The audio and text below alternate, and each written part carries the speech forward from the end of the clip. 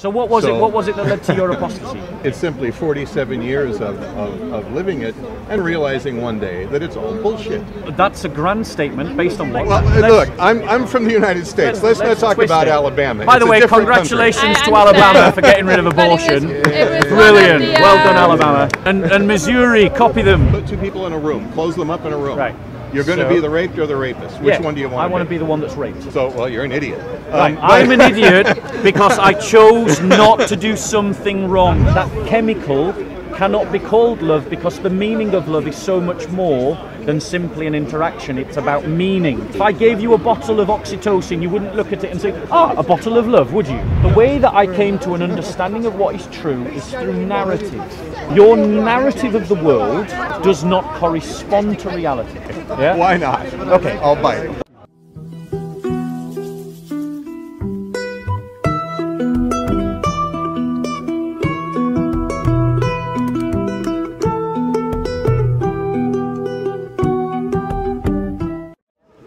How are you both?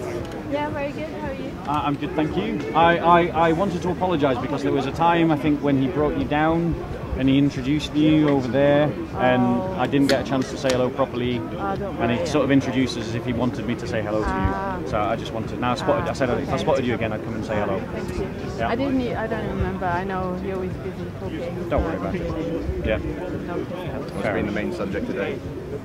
The irrationality of agnosticism. Okay, you don't agree with the agnostic interpretation? The agnostic interpretation is a fundamentally flawed way of thinking, because it posits as certainty uncertainty. See, I kind of feel like maybe Christianity did start on the agnostic route and then became literalist. What basis are you saying that? It's kind of like in the sense that there wasn't like a big, huge expanse of Christianity after 30 AD. Something that was like developing in small communities, and some of them were persecuted, but not so much for the reasons that because they're Christians therefore they're a threat. It's because they wouldn't they wouldn't ask for the right to congregate in certain areas. They need to always ask permission of the government. If you don't ask permission, then it's just assumed that your knowledge of church history is terrible. It really is. It really is. And this is the point with the neo-pagan worldview, is that it constructs these critiques of Christianity based on absolutely zero study of the facts. Perfect.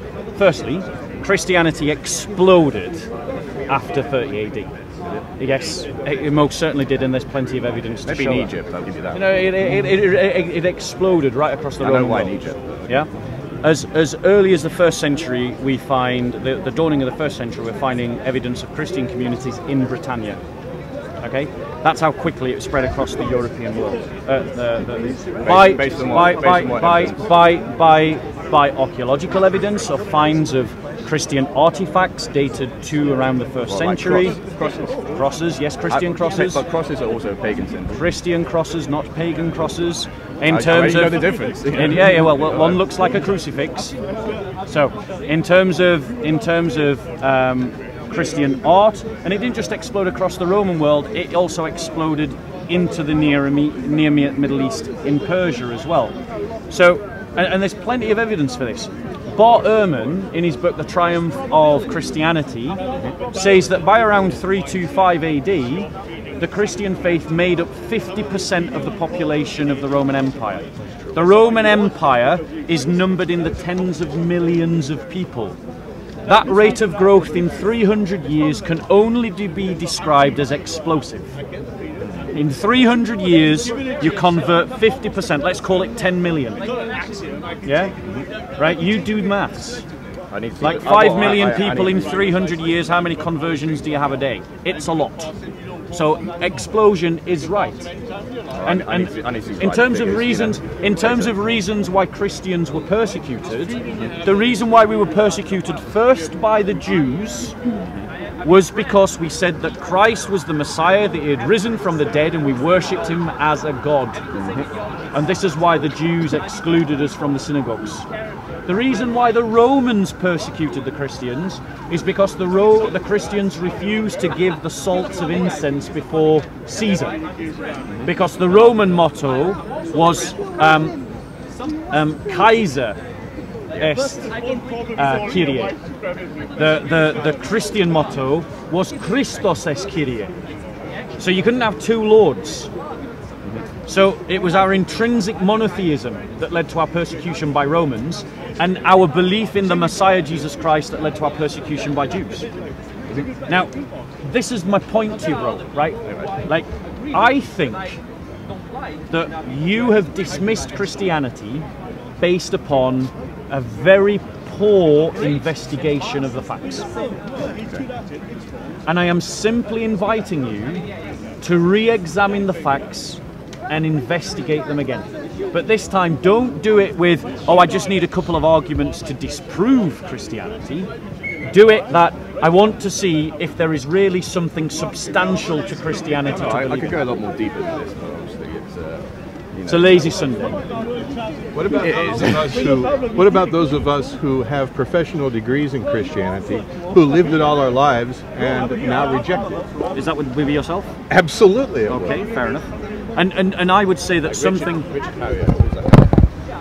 There's many apostates. BART ERHMAN was an apostate. No, he is an apostate. Yeah, he is an apostate. BART and I are friends. Yeah.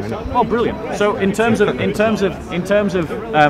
these kinds of apostasy, it's because the narrative, the narrative in which they have been discipled within the church, has failed them, and it has failed to allow them to engage with the reality as they experience it. I don't need anybody to tell me what Christianity is. I know very well. Well, that's fine. Yeah. I read the Bible in the original. So what was it? What was it that led to your apostasy? There isn't one thing. Okay, that's fine. What things cumulatively? It's simply 47 years of living it and realizing one day that it's all bullshit. That's a grand statement based on what? 47 years of living it. 47 years of living it. Yeah. Is that the sum total of your evidence for saying that it's bullshit? No. So what is your evidence? That is my personal evidence, and that's all I need. Absolutely, for yourself, that's all obviously you need. I'm not disputing that. But what I'm saying is you've got to appreciate that, to me, that's not a very convincing argument. I'm not trying to make an argument. As to why I think it should. I'm not trying to make an argument because I'm not trying to convince anybody. Okay, so I'm asking you, like, I'm not thinking that you're going to try and convince me. I'm not inviting you to convince me. Right. I'm asking out of human curiosity. Yeah. Why do you think it was bullshit? What was it that was bullshit? Well, there are plenty of things, but I mean, how am I going to narrow it down to simply one? Is there a fundamental one? Sure. Well, not a fundamental one, but to give you an example. Yeah, please. I'm a former Catholic priest. Okay. I have a doctorate in theology. Yeah. Okay. I did a funeral for a 5-year-old girl Yep. who was raped and murdered by her uncle 1 week before Christmas. Right. Now. Okay, the problem of evil. That's a big problem. Yeah, it's a big philosophical problem, but it's not a problem for Christian theology. Sure, it is. Well, in what way? Explain to me what is because dismissing things like Augustine, dismissing things like Anselm, all of that sort of stuff, How does it dismiss Augustine's argument that evil is the absence of good? I'm saying forget all that. Okay. Well, no, I'm saying don't forget all that. No, I am saying that. Yeah, but okay. Because those arguments have been around since Augustine and Anselm.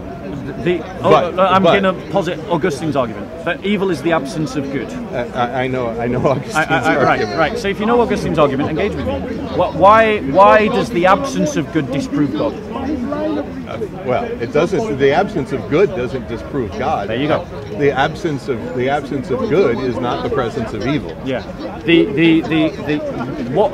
And in that, this is why I'm just saying that for me, these are not sufficient reasons for the choice that you made. Obviously, no one's trying to impose and say to you that you have to do something different. Not good enough. We're just having an intelligent conversation, bro.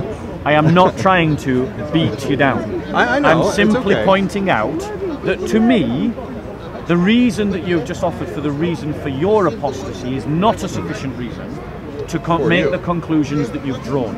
For you. And you also agreed that the absence of good, i.e. evil, doesn't disprove God's existence. I said no. You said that according to Augustine, yes, which is true, yes, that evil, right, is the absence of good. So, I'm saying that Augustine is wrong. Evil is not the absence of good. Yep. Evil is the presence of evil. Evil That's it. Evil. I would say. Well, okay. So let's examine this. Yeah. Evil is the presence of evil. If evil is the presence of evil, and by the way, I'm speaking of moral evil, not natural evil. Yeah, no, moral evil. Would you agree that moral evil is a metaphysical statement? No, not necessarily. It isn't? It could be, but so it is not necessarily. To what are we appealing when we describe something as evil? Well, if I stab you, right? Yeah. All of these people around would agree that's evil, and that isn't metaphysical. They may not. It's simply no. Well, I'm pretty sure she would. There may very well be some Islamists that might cry out "Allahu Akbar" while you stab me. Well, that's there true. are Islamists at the corner who support ISIS. I know that. And I'm sure that seeing me get stabbed would not be a bad day for them. And by the way, I have no intention of stabbing you. I know you, of course you don't. You seem like a perfect... If you know Bart Ehrman, you're a good man. Yeah, absolutely. And you're obviously an academic, and something tells me that even though you have dismissed Catholic theology and dismissed the Catholic worldview, I suspect that... Christian theology. Well, you are a Catholic priest, right? Yes, but I dismiss all of it. Yeah, of course. But something tells me that information, that discipleship, that cultivation of your soul that you experienced whilst a priest will have not just left you, which is why I'm not scared that you're about to stab me. Would you say that's a fair guess? No, of course. I mean, I am a good person regardless of whether I'm a believer or not. Yeah. Because it's possible to be a good person and an atheist. Yes, people can be. So what do you believe in now then? I'm an atheist. Just atheist. But I accept humanism. Humanism is what I believe. It's what I do. Atheism describes my worldview. Yeah. Well, it doesn't describe much of a worldview. All it does is deny God's existence. But, humanism. If you adopt humanism, humanism describes more of your worldview than atheism. No. Atheism really isn't a worldview in the sense that you're talking about it. If atheism is a worldview, then not collecting stamps is a hobby. It's a parasitic perspective. No. It isn't. It simply says there is no evidence, or I don't see any evidence for the existence of a God. Therefore, I am without a God. No, that's not an atheist worldview. That's an empiricist's worldview. No. Well, you can be an empiricist and an atheist. You can also be a Christian and an empiricist. Of course you can. So it is not something that is owned by atheists. No, of course pointing not. out. No, of course not. But all atheism... You know and I know that atheism is strictly the denial of God's existence. No, it's not the denial of God's existence. That's a particular kind of atheism. That's more anti-theism. Yes. Okay. I'm not. I didn't say I was an anti-theist. I said I'm an atheist. Are you an anti-realist? Define realism. When we come back to evil, on what are you appealing to say that there's such a thing as evil? Well, again, going back to a non-theistic view of evil. All right. There's a philosophical proposition which is called, in various circles, the blindness experiment. And what it is, here's a box, and the only thing that exists is what's in this box. All right. Now, we put you in the box, and we put someone else in the box. You're either going to be the one who is raped, or the one who is doing the raping. Okay? You don't know which. Which one don't you want to be? Answer: you don't want to be the one who is raped. Therefore, raping is wrong. Okay? We take two people, we put them in the same box. So you just You're appeal, the thief. So you just No. Wait, you just appeal to the divine teaching of do unto others as you would have done unto you. No, I didn't. So in what way first was of all, that not an Jesus, appeal to that? Easy. Because first of all, Jesus isn't the origin of that. I know, it's in the Old Testament. It's even farther back beyond that. Yeah, because the original version of it is do not do to others what you do not want done to yourself. When you were a Catholic priest, you know about natural theology. Of course. Right, so you know the Catholic Church teaches that the idea of the ought is a divine thing coded into nature. Of course. So obviously it doesn't in any way contradict my worldview to point out that it exists outside of the Bible or before the Bible. I'm not. So it's not a criticism of of my worldview. No, I'm not trying to criticize your worldview. I'm simply saying that there is a way to arrive at morality absence of the invocation of some sort of deity. But what I'm pointing out is that you are describing the reality that is naturally at home within the Christian worldview.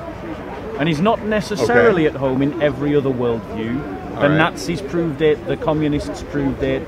You know, there's countless ideologies that we can look to, both atheist and theistic, that don't necessarily believe in the idea of do unto others as you would have done unto you. Right. That is something particular to the Judeo-Christian perspective. No, it's not particular to the Judeo-Christian perspective. So, because it goes back beyond Judeo-Christianity. Yes. So it cannot be particular to that perspective. But it is particular to the Judeo-Christian view. But no, it's just most often quoted by Judeo-Christian people. It's very central to our worldview. Okay, but that doesn't mean it's exclusive to it. I never said that, and I said exactly the opposite just 5 minutes ago when I talked about natural theology. Well, then I can't be invoking a Judeo-Christian perspective. No, but I can because I'm a Christian. Well, you can. Yeah, exactly. So my point is that I don't find it irrelevant, and I don't find it uninformative, that when you try to construct a morality in the absence of God, to me, you appeal to the very morality that God gave. No, I don't. I would say you do. Okay, you say I do. I don't. Right. That's fine. Based upon what do you say you don't? I just demonstrated it. No, there is no. Go on, I'll let you finish. I'll let you finish. So, a Chinese Buddhist could walk by here. Yeah. And I could give him exactly the same example that I just gave you. And he would say, well, that's right. I don't want to be the one who was raped. I could get someone who walks by here as a completely different religion still, and I would get the same answer. You're right. I'm not the one who wants to be raped. It hasn't got anything to do with someone's religion. Here's the thing. If you posit what's called the veil of ignorance. Let me reply to your thought experiment, because it's a good experiment, but I think it proves something important. Okay. You presented me the option. There is a box, and the only things in the box are the only things that exist. There are two people. One of them will rape the other. Which do I want to be? I would rather be the one that is raped than the one that does the raping. Why? Because it is good not to rape. Do you agree? I agree. It's good not to rape. Right. Absolutely. So, if my only choice, which is in completely following the logic of your argument. If I choose to be the one that is raped, as opposed to the one that is not being raped, because by implication you're saying if I want to be the one that is not being raped, I'm choosing to be the raper. Yeah.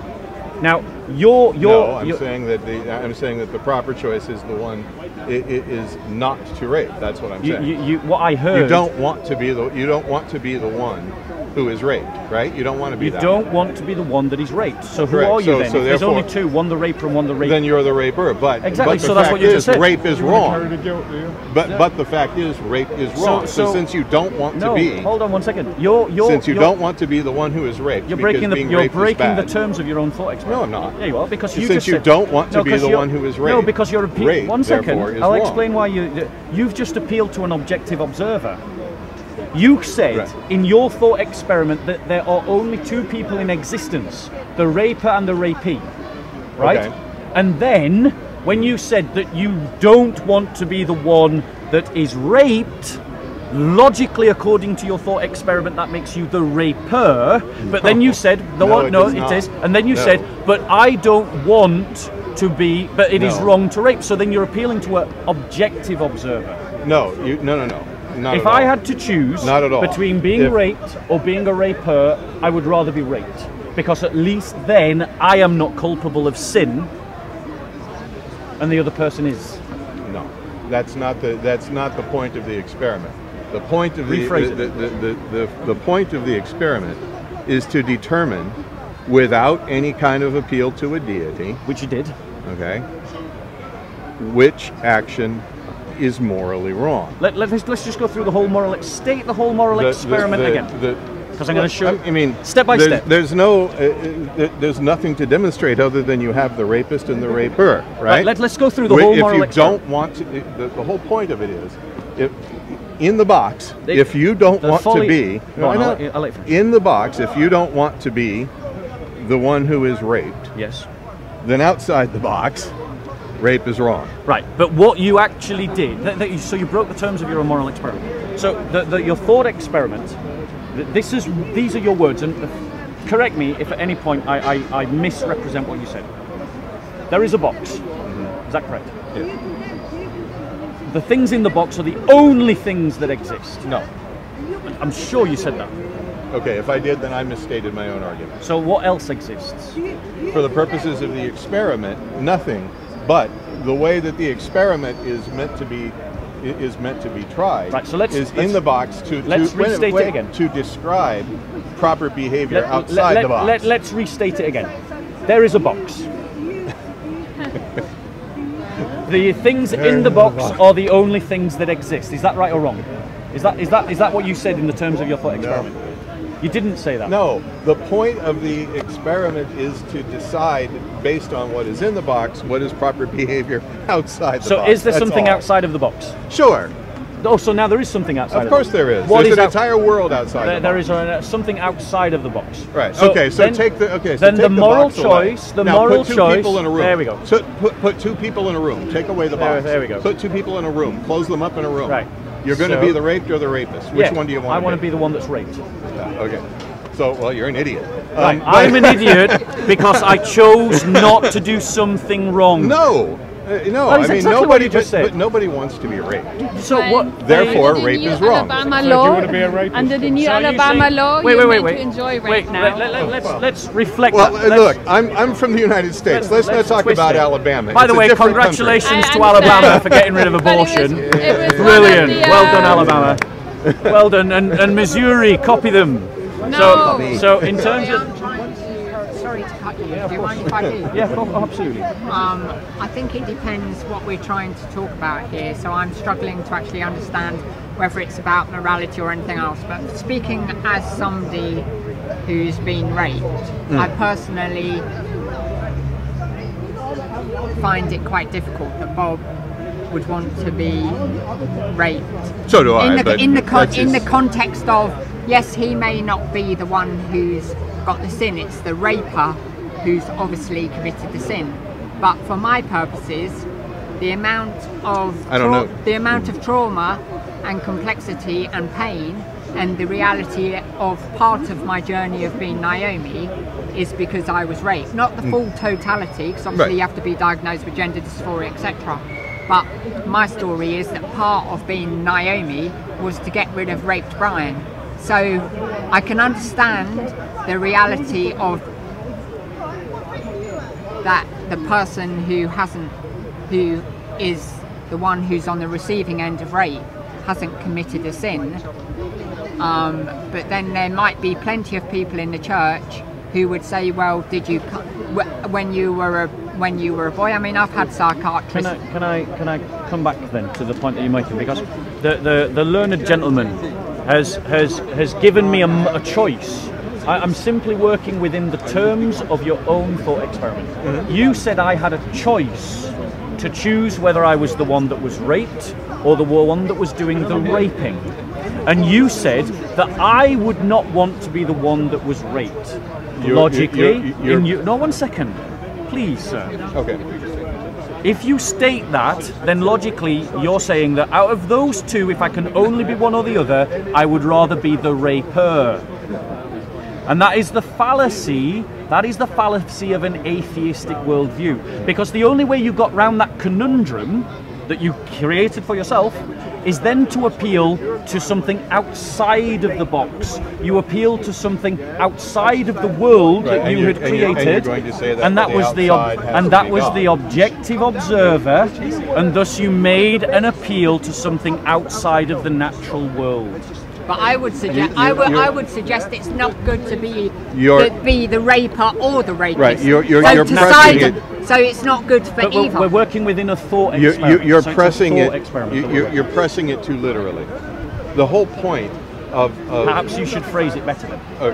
Okay. Perhaps I should, because because there's always something outside the observer. Okay, that outside could be and is all of these people here, and the people in London, and the people in Orlando, Florida, where I'm from, and the people in you know, Outside of the natural? Anywhere. And outside of the natural? Well, you can posit that if you want, but you can't demonstrate it. Can we talk about the demonstration? So, well, you can in a minute. Yeah. But all I was saying is that the whole thing with the thought experiment is simply to say that it's not necessary to appeal to the existence of a deity in order to arrive at morality, because what happens inside the box or the room or wherever you want to put these people, Yep. what is true in that little box is going to be true in the outside world as well. If we take it away from rape, May I reply? I don't want to be the one who's stolen from. Therefore, I'm not going to steal the money. May I reply? So in terms of your choice, you did appeal to an objective observer, and you appealed to that sense of ought that C.S. Lewis describes as being very fundamental to the Christian worldview, that God has codified in the hearts of all men that sense of ought, that sense of we do unto others as we would have them done unto us. And that which is true is that which describes reality the best, that narrative that describes reality the best. Now, in terms of our epistemology, there's a fundamental problem with strict empiricism, and that is that it doesn't take on the full totality of human experience. There are things, and I'm sure as a priest, an ex-priest, you already know this, that there are things outside of simple empirical investigation. Like moral codes, morality, rights and wrongs. Again, I don't believe that that's outside of that you have to appeal to some outside. You deity. said that it needed. Outside, no, 1 second. No deity. I know. 1 second. 1 second. Would you agree that morality, evil, good, that these things are not something you can put in a lab and experiment? No, but I think that there are things that you would very easily get consensus on in the world, regardless of someone's religion, all people would describe, even if they define it differently, which is the problem with C.S. Lewis's argument. Even if they define murder differently, all societies would agree that murder is wrong. Okay?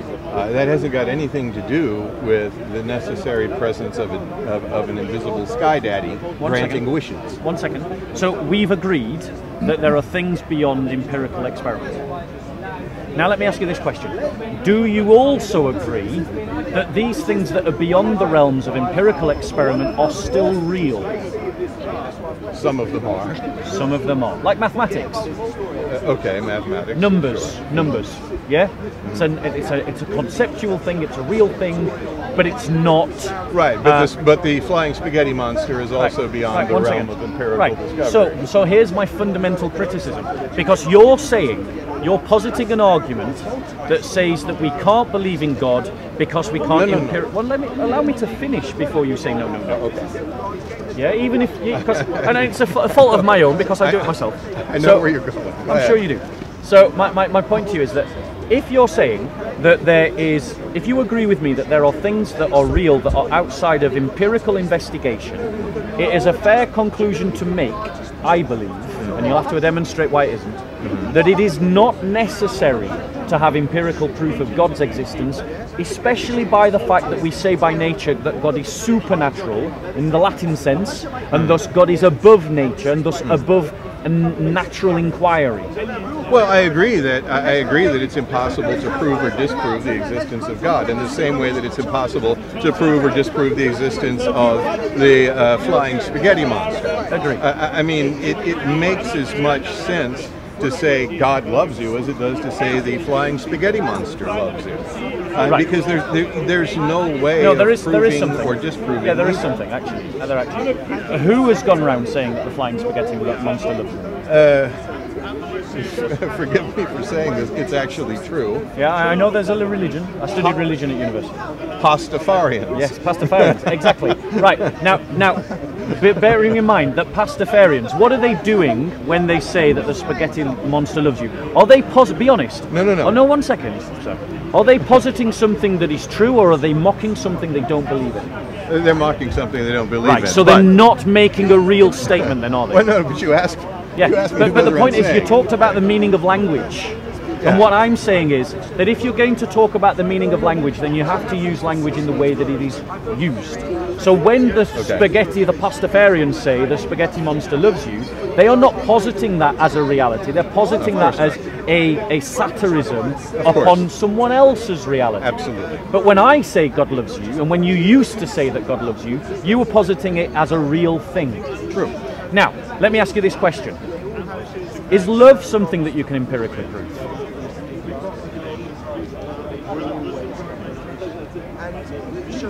Not really. Okay. I mean, love is. I mean, you can demonstrate. You can demonstrate very easily. You know, the chemical reactions that take place that draw one person to another, so on and so forth. That's a reductionist epistemology in its form. Why? Because love is something that we experience at levels that are not simply something you can stick in a test tube. It's connected to the full gambit of human psychology. No, I agree. But you can exactly. But you can easily demonstrate. Allow me to finish. It's connected to things like meaning. It's connected to things like history. It's connected to things like culture. This is not something that you can simply dissect in a lab and say this is love. No, but you can show the origins of it very easily. No, you can't. Sure, you can. No, you can demonstrate an aspect of the mind that is connected to the experience of love, but that chemical cannot be called love because the meaning of love is so much more than simply an interaction. It's about meaning, and meaning is not something you can stick in a lab. No, meaning is not something you can stick in a lab, but oxytocin is. Would you say, yes, but oxytocin isn't love? If I gave you a bottle of oxytocin, you wouldn't look at it and say, a bottle of love, would you? No, of course not. No, you wouldn't do that. But if your partner, I'm hoping you've got a partner now, or your children, if you've got blessed enough to have children, no, or your friends, I followed the rules, or your friends come up to you and go, bro, I heard about that sad day that you have. Let me sit with you and mourn with you, and let me stand with you in all your pains. You would call that love, right? I would call it empathy. Empathy. Okay, so do you believe love is a real thing? Depends on what you mean by love. Love is that sacrificial action for the benefit of another. When you sacrifice something in yourself to benefit someone else. Evolutionarily, yes. Possibly individually, no. So are you saying that you don't love your mother? Well, I did. She's dead. Okay, God rest her soul. But are you saying you don't love BART ERHMAN, your friend?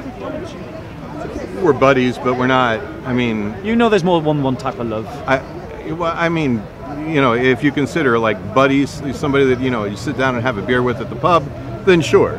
Okay, so love is something real. It's something meaningful, right? I don't know whether he would consider it meaningful. Yeah, right. My point. He's kind of a rascal. My point is, you can't take the chemicals out of the brain. You can't take the chemicals out of the brain that are connected undeniably to the experience of love and say that in this bottle right now I have love. Of course not. No, of course not. Which means that it's a bottle of chemicals. Which means that love cannot be reduced by the reductionist epistemology that you posited. No one said it could. You did momentarily. No, I said that love originates out of a chemical reaction which can be demonstrated. Yes. So I don't know. But it's not love. So I don't know if there. I don't know. But it's not love. But it may not be. But again, what you're calling, so let's talk about love, it may be simply an illusion. So it's simply an illusion. I don't think that when your friend stands with you in solidarity during your mourning, you will call that an illusion. I think that you will say thank you. And the very fact that you will say thank you will tell you that it's real. Well, empathy, there's empathy, right? And empathy can be experienced between two people without it being what you were necessarily calling love. But it's real, it's not an illusion. It's simply an understanding of human... Is it real or illusionary? Depends on the experience. I've just described the experience. Like I said, to me it may feel real without it necessarily being real. So, in terms of what we can know about the real world, are you saying that we can only know what we can experience and experiment on? Ultimately, sure. So you're saying that there isn't a thing called love? Well, like I said, ultimately it may be a delusion, so I could be wrong. So you don't what love if- Bart Ehrman, your friend? No, I didn't say that. So you do love Bart Ehrman, your friend? You're trying to be Cy Tim Bruggen, Kate, and you can't do it. No, I'm not being there is a problem. There is a problem, but he's got one arrow to his quiver, and that's all he can use. And once I know. Once he's shot it, he's out of bullets. I know. I've got many bullets. I got many arguments. Well, I have to say, you're better to talk to than Cy. Cy's an idiot. But my question to you, right? It isn't an either or. I mean, for instance, I'm asking you if it's a real experience. If you have two people who are married, you married plenty. I know. Trust me, I know. Yeah. And by the way, just in case anybody ever asks, any priest would rather do 4 funerals than 1 wedding. Fair enough. I'll speak with my vicar about that. See if he agrees. Well, no, and the reason is you can never make the bride happy. However, the dead guy is just fine with whatever you do. But sir, coming back to, I'm asking you about. And so is his family, sir, as long as you don't say he's in hell. I'm asking you about what is real. And that's the point. You don't know. You do know. No, you don't. No. Because you take 2 people who are married, right? No. You take 2 people who are married. Yep. They go on for 25 years. Yep. And 24 years into it, she finds out that he's had 3 or 4 of them. Yeah. And and then how is she supposed to define that? Does the fact that she was deceived mean that there's no such thing as reality? Because that doesn't follow. That's non sequitur logic. No, it doesn't mean there's no such thing as reality. So what I'm asking, it means that how she interpreted his love. No, but she was wrong. But then but what you're trying to do is you're trying to extrapolate that into a principle in a very flawed Kantian way, because you're trying to say that because this person was deceived, that therefore no one can know what reality is. No. And I'm saying to you that you can know what reality is. Simple question. Did you love your mum? Of course. Right. So there is a thing called love then. There's a thing that we all agree that's love that I would have experienced from my mother. And it's not an illusion, it's a reality. In my case with my mom, it was. And what is God? Huh? According to the scriptures, what is God? Are you talking about John 4:24? Yeah. Oh. What is God? God is love. God is love. Ubi caritas et amor Deus ibi est. Yeah, I get it. So my point to you is now do it in Hebrew. It wasn't written in Hebrew, and you know damn well it wasn't. It wasn't written in Latin either. That's true, actually. Yeah, you got me on that one. You got me on that one. He did get me. Yeah. So let me get that. So my point to you is there isn't a real experience, yeah, and that real experience we can call God.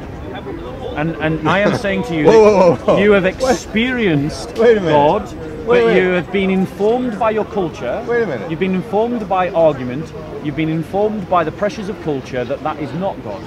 Naomi is a real experience. I do not worship Naomi. She is not God. That is true. So how is it that that real experience? How do we leap from that real experience is what we call God? So then we have to take it further. We have to take it further, which is that love is relational. A lot further. Yeah, love is relational, right? There's a lot more steps in between. Yeah, I know. So love is relational, correct? Obviously, you have to love something. If if we're going to use the common vocabulary, then you have to have an object for your love. Yeah. So in terms of, because we're talking about epistemology, and I don't want to get sidetracked. The argument that I've just made was simply to demonstrate that you can know things are real without empirical proof.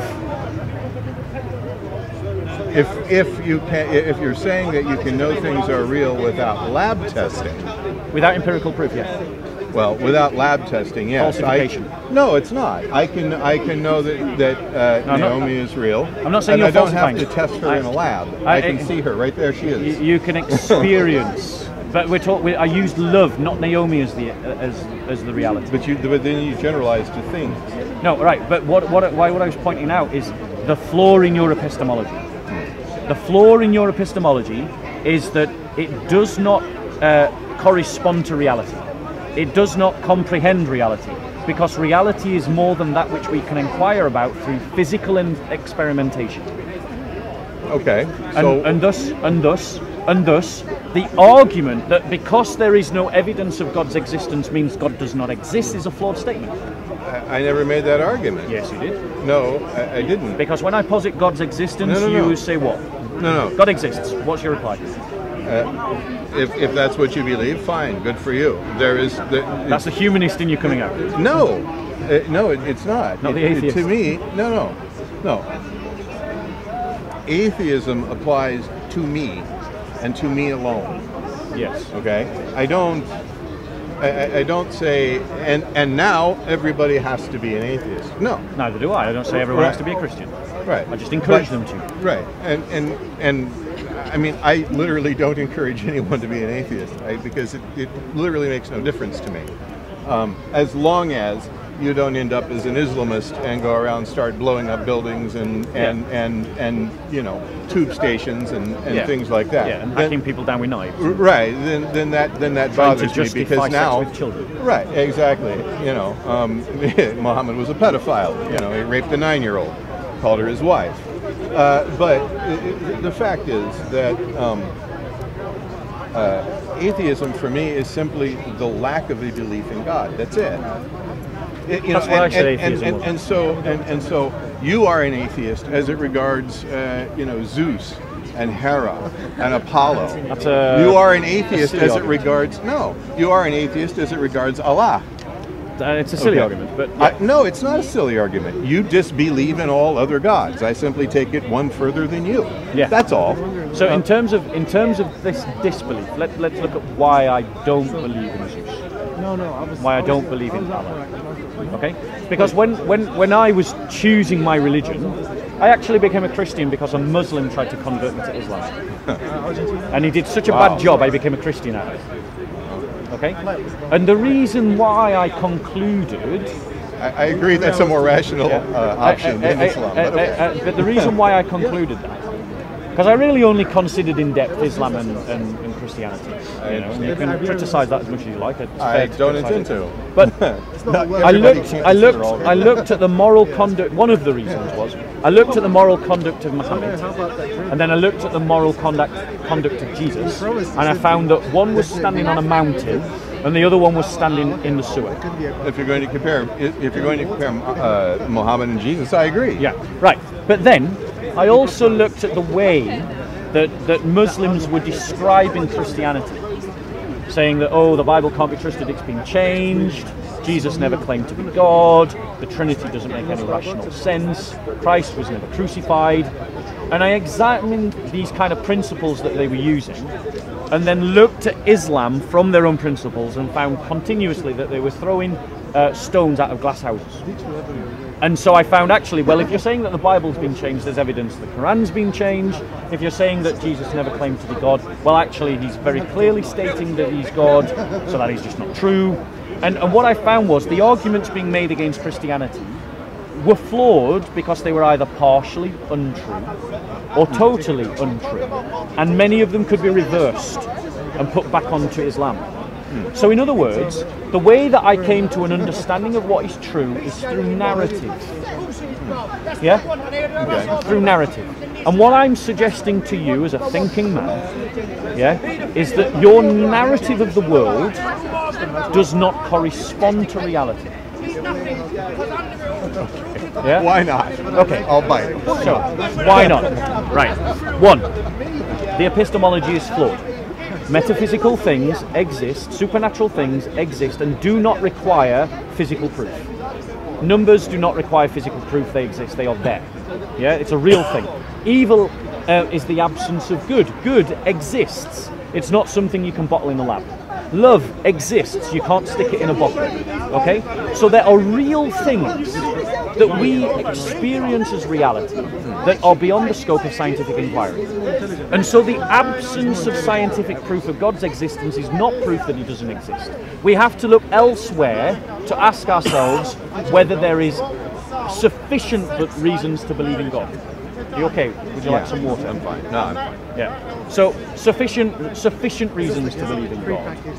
Where do we begin the search? We begin through logical inquiry. We begin through reflection. We begin through examining history. We use science. And we use all of these things together to create a narrative that describes the world.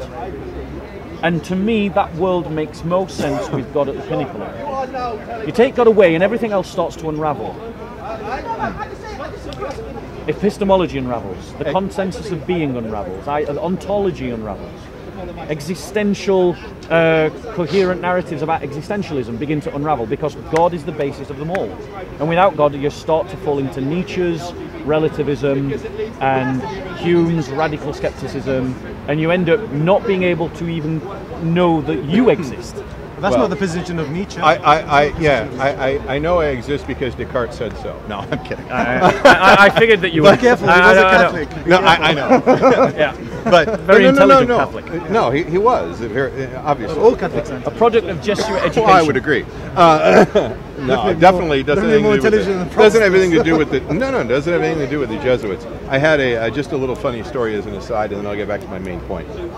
When I was in seminary, I had two professors, one who was a Jesuit and one who was a Dominican. And we were all sitting in the refectory one day at lunch, and the Dominican and the Jesuit were at the same table I was. And the Dominican said to the Jesuit, seriously, he said, a real story. It is a real story. This is not a joke. The Dominican the Dominican looked at the Jesuit and he said, really, when it comes right down to it, when we both die, who do you think God will say was in the better order? And then the Jesuit, just looked back at me and said, says, Father Denning, I don't get your question. He said, well, look back in history, if you will. The Dominicans were formed to combat the Albigensian heresy, yep. and the Jesuits were formed to combat the Protestant heresy. Yep. How many Albigensians do you know? Yeah. And of course, we all laugh because it's a funny theological joke if you're in a seminary. Yeah, it was a joke. Right. But anyway, that's just my little story about the Dominicans and the Jesuits. Okay, right. Back to the point. In any case. If you go back, and this is why I don't think the epistemology falls apart, if you go back to my unfortunately all too real example of me doing a funeral for a 5-year-old girl who was raped and murdered by her uncle 1 week before Christmas, you have a hard time explaining that in the context of an all-knowing, all-loving, all-powerful, all-good God.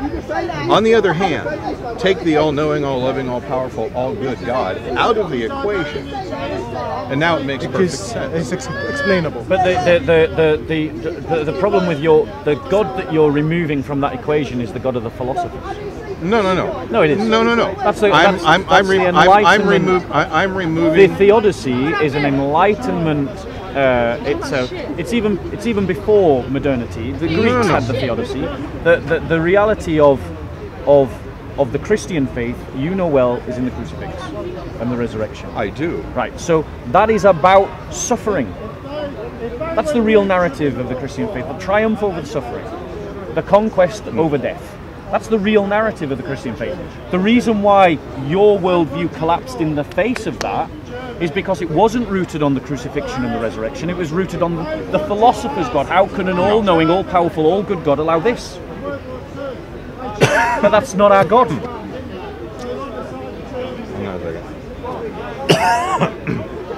Actually, no. That question arises in the face of the philosopher's God, but it's not brought on by the philosopher's God. It's brought on by the constant insistence of Christianity that God is our Father who created all things. In your light and in your glory, you brought your Son into existence for our salvation. Well, hold on. No Christian believes that the Son was brought into existence. Brought into human existence. Sorry, I didn't. Okay, fair enough. It's been a while. Yeah. Well, it's been a while for me too, but I just did that prayer. Were you an Arian? No. Arius was a heretic. We all know that. Yes. Just kidding. There you go. But no. It's been a long time since I did that. Tell that to the Jehovah's Witnesses. No, I know. No, I'm fine. Thank you. I'm sure. But no, The oneness Pentecostal. yeah, no, it's been 12 years since I prayed that prayer, so it's a little rusty. Very. But Christians, for the record, do not believe that Jesus was brought into existence. Except oneness Pentecostals and They're not Christians. And Jehovah's Actually, Witnesses. They're not Christians either.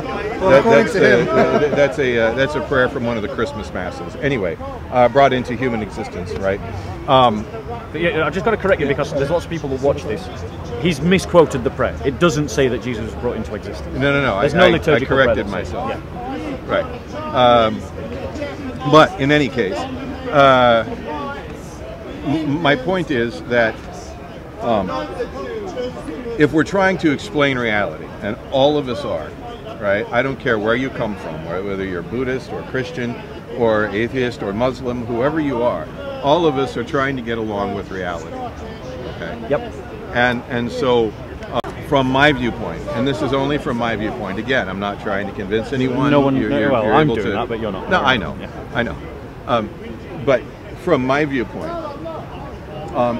any type of theism that you stick in the middle complicates reality more than it actually helps one get along with reality. Granted, I will grant you, there are very, very many things that seem a whole lot easier to go through with some type of theism, right? Because it is comforting in a lot of ways to a lot of people, and I grant that. And as I said before, if someone is comfortable with atheism, as long as they're not going around, telling me about ISIS or advocating that I kill someone, then please go right ahead.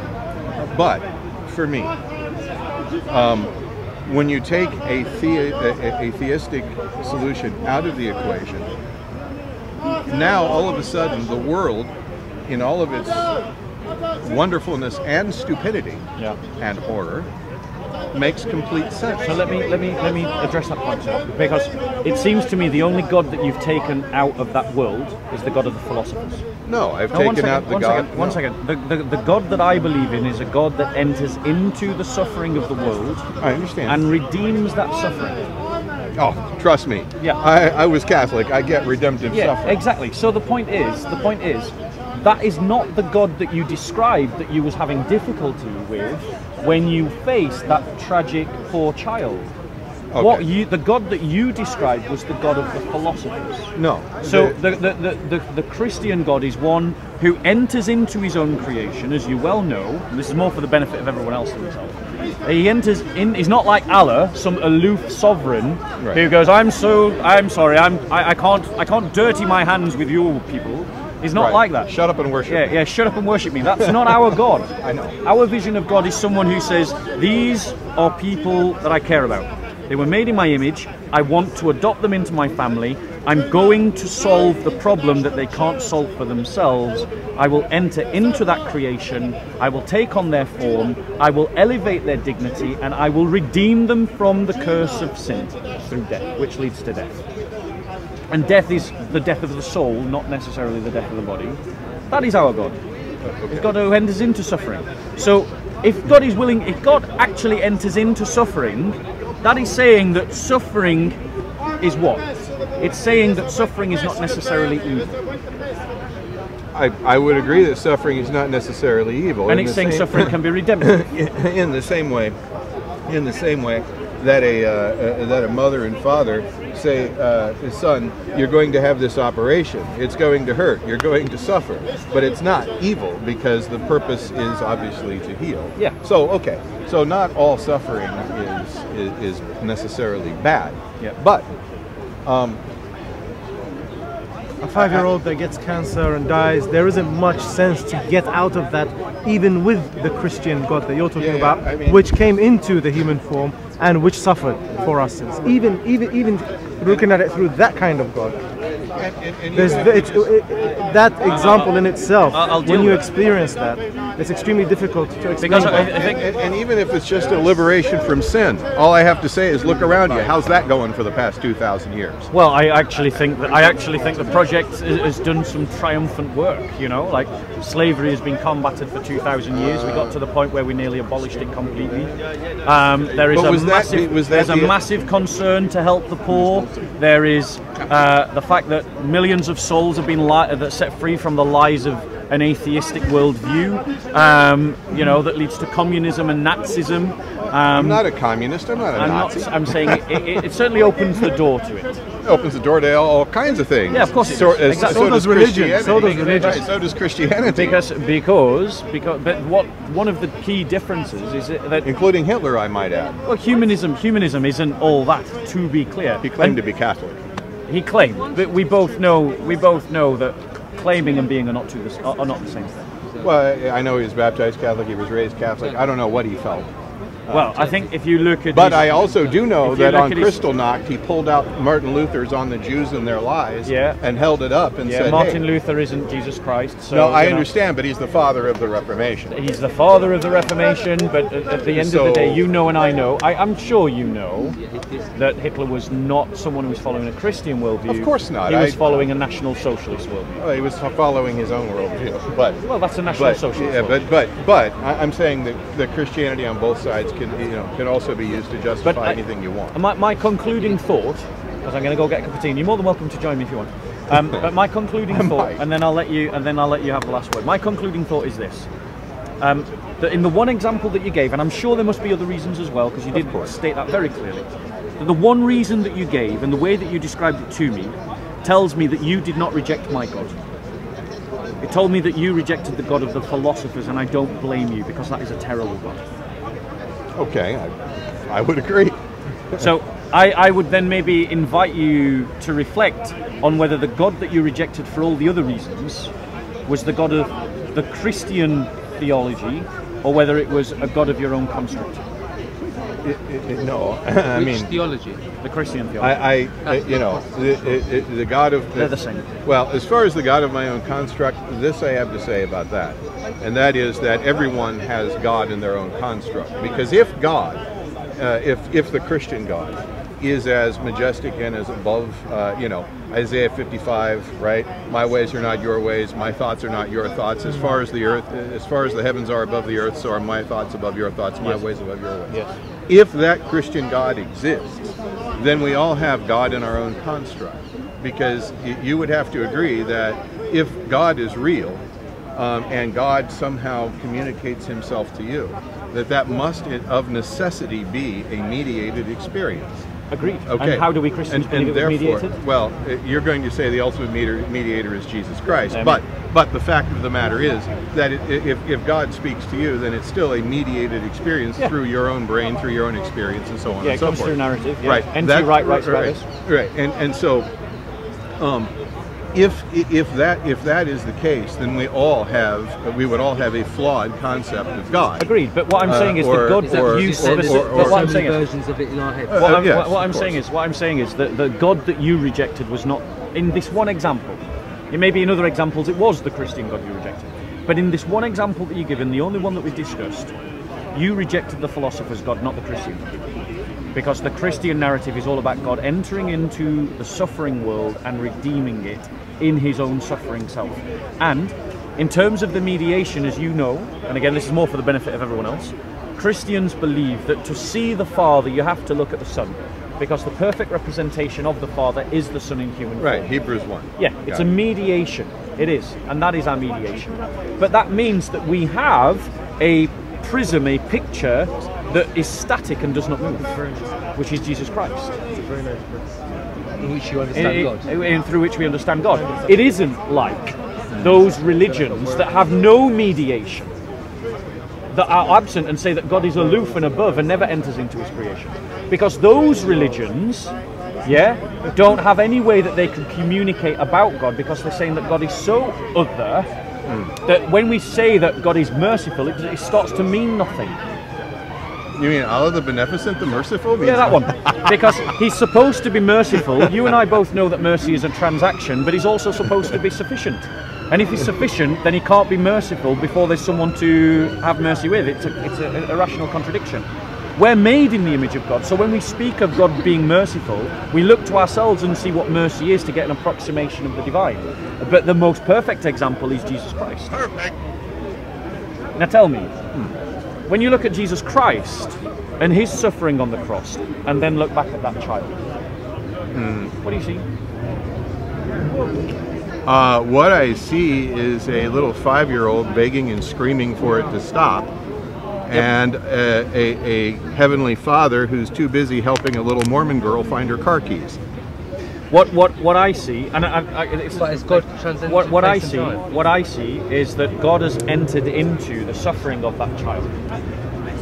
Because Not a lot of help. He was on the, but you're assuming that the help that is needed is simply to Make it stop? Yeah, it is definitely that ultimately. But what I'm saying is, in terms of suffering, the ultimate cause of death is not the death of the body; it is the death of the soul, and that comes through sin. A point lost on a 5-year-old girl who is being raped. And no one can argue with the emotiveness of your argument. But what I'm saying is that is not a sufficient reason to say that God doesn't exist. I didn't say it was sufficient. I already told you there's But that was 47 years of... Yeah, completely. I get that. But what that one example that we spoke about is not sufficient. I picked it out because it's obviously going to be very graphic to all of those around. Yeah, it's the most emotive argument that you can produce. I'm not trying to produce an argument. I'm simply saying. You produced a wonderful argument. No. It's just flawed. You know. Anyway, it was a real pleasure to meet you. What's your name, sir? Steve. My name's Bob here. It's not my real name. Right, okay. But there are Islamists around, so I don't. Oh, that's okay. I don't like using my real name. That's all right. So anyway, my dad's name was Bob, so you're imitating a really good guy. Say hello to Bart. I love listening to his lectures. I do too. Yeah, and I'm going to go get a cup of tea now. All right, well, you have a great day. You can ask a question so long as you walk with me, because I'm going to go get a cup of tea. Anyway, good day, guys. Very nice. Yeah. Very nice. You as well. Thank you.